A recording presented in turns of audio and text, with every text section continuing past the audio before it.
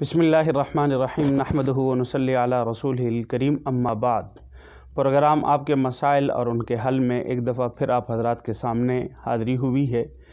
یہ محمد خالد نے لاہور سے سوال پوچھا ہے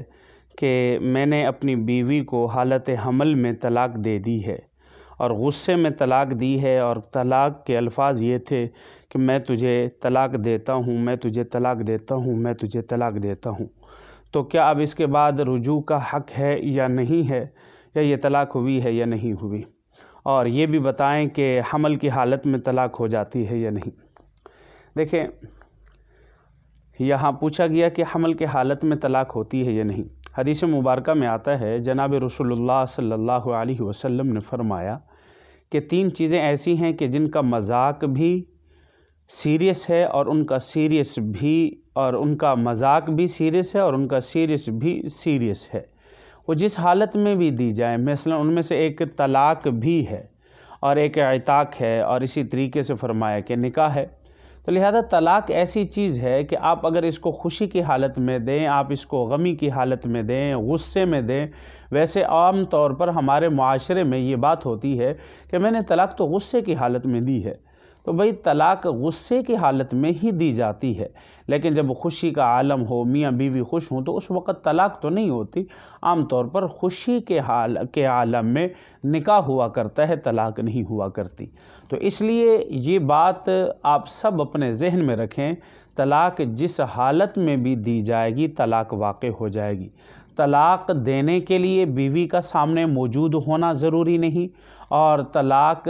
واقع ہونے کے لیے بیوی کا الفاظ طلاق کا سننا بھی ضروری نہیں ہے، اور اسی طریقے سے گواہوں کا موقع پر موجود ہونا بھی ضروری نہیں کہ میں نے طلاق دی ہے، گواہ نہیں تھے اس وجہ سے طلاق واقع نہیں ہوئی، یا میں نے طلاق کی تحریر کی ہے اور بیوی کی طرف ڈاک کر دی ہے لیکن بیوی کے پاس تو پہنچی نہیں ہے تو اس وجہ سے طلاق واقع نہیں ہوئی، یا میری بیوی حالت حیض میں تھی اور ماہواری کی حالت میں طلاق نہیں ہوتی، یا یہ ہے کہ میری بیوی حمل سے تھی تو اس لیے طلاق نہیں ہوتی۔ یہ ساری باتیں ہماری اپنی طرف سے من گھڑت ہیں، حالانکہ طلاق جس حالت میں بھی دی جائے، حالت حمل میں دی جائے، حالت حیض میں دی جائے، غصے میں دی جائے، خوشی میں دی جائے، جس حالت میں بھی دی جائے طلاق واقع ہو جاتی ہے۔ اور جو مذکورہ صورت میں آپ نے ذکر کیے کہ 3 طلاق، اور اس کے جو الفاظ ذکر کیے کہ میں تجھے طلاق دیتا ہوں، میں تجھے طلاق دیتا ہوں، تو اس صورت میں 3 طلاقیں واقع ہو چکی ہیں۔ اور جب 3 طلاقیں واقع ہو چکی ہیں، اگر عورت حاملہ ہے تو اب اس کی عدت وضع حمل ہوگی، یعنی جب بچہ پیدا ہوگا تو بچہ پیدا ہونے کے بعد اس کی عدت گزر جائے گی۔ جب اس کی عدت گزر گئی تو اب عورت آزاد ہے، اب عورت جہاں چاہے اپنا نکاح کر سکتی ہے۔ پہلے شوہر کے پاس اس کا لوٹنا یہ شرعاً جائز نہیں ہے۔ ہاں البتہ ایک صورت کے جس کو قرآن مجید نے بھی ذکر کیا ہے، حتیٰ تنکح زوجا غیرہ، کہ یہ عورت اپنی مرضی سے کسی دوسرے آدمی سے نکاح کرے اور وہ